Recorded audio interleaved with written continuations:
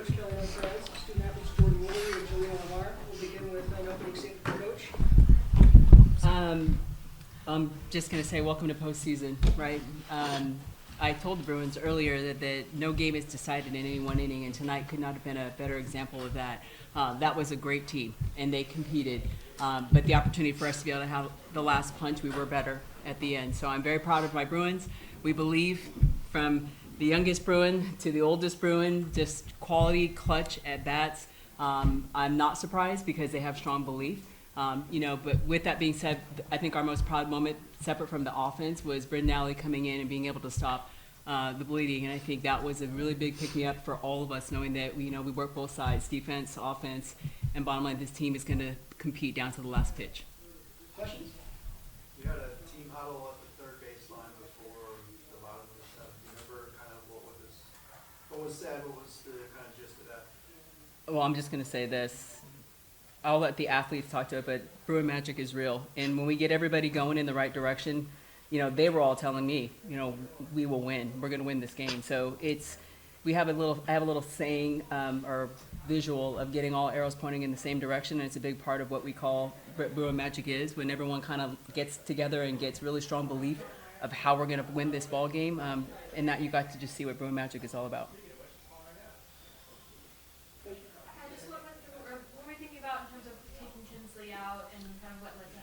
Yeah, not a great ideal start for Taylor. She's done so much to get us to this point, and it wasn't a typical outing. I would almost credit CBU more than saying Taylor Tinsley is not what she needs to be. They got on it, and they were hot. They were hitting everything, with that being said. So I'm going to credit them for being able to be just very tough outs. Or not outs. They rallied up and put up a pretty big number on the scoreboard.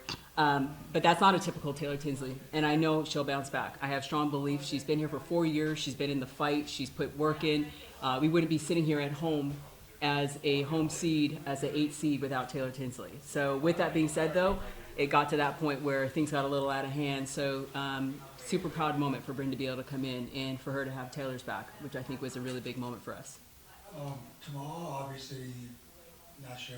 Have you decided on what you're doing for pitchers tomorrow, or is Taylor going back in? That's a great question. We're going to celebrate the win, and then we'll figure out what we're going to do for tomorrow. Okay. For both players, just the comeback, how did you they had a 10-run inning, which is something you're not used to, right? It's historic. How did you kind of rally at that point and come back the way you did? I think just the overall belief as a team. I feel like there was no moments where we doubted our abilities, and I feel like even myself, the freshman, honestly kept me grounded in that moment, and I had a lot of faith in them. And just seeing what they've done all year is just so impressive to me, and I feel like, especially Jo in that last inning, I had so much belief in her, and what she's done all year has just been so amazing. It honestly makes me emotional talking about it because it's just so cool to see, and I'm just really proud. I'm just proud of this team. Miriam?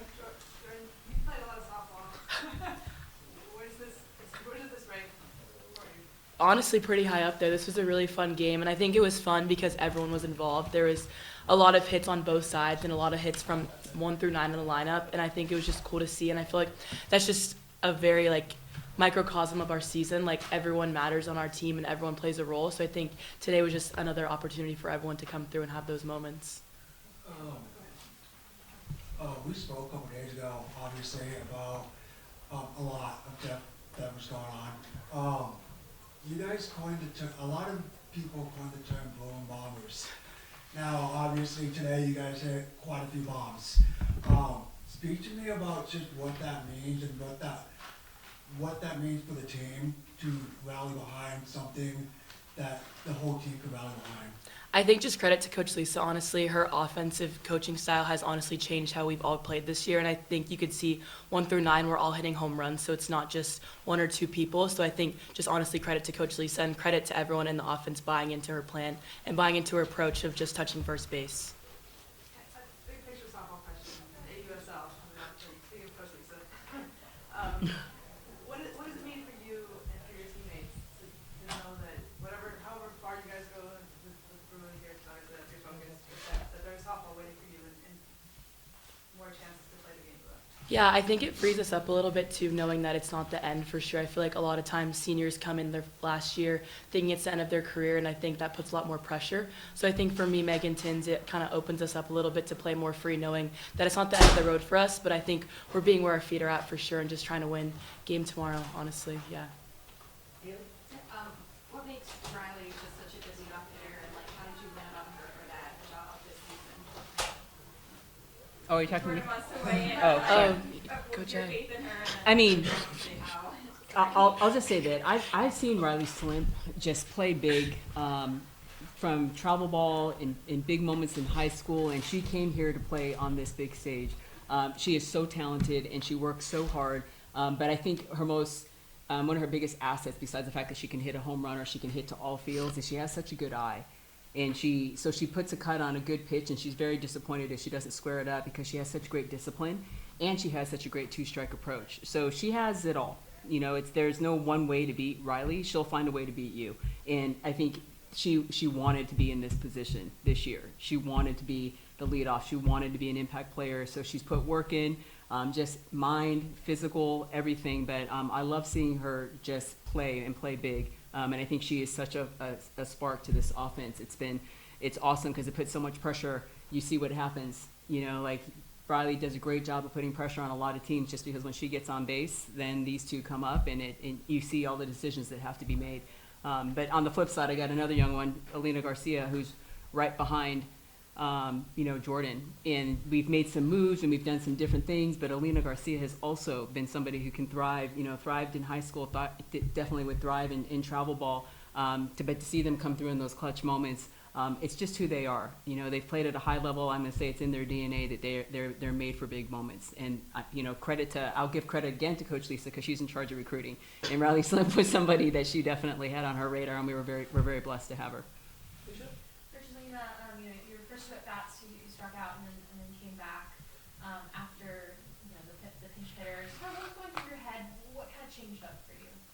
Yeah, I think my teammates just really had my back after those two at bats, and it wasn't even just one person. Like, so many people came up to me and was like, "We got you. We got your back. Like, keep working. Like, we trust you." So I think their belief in me really allowed me to just keep fighting and trusting in my training, and just my coaches and my team having my back, and just really learning to stick to my zone and trust myself, and came through.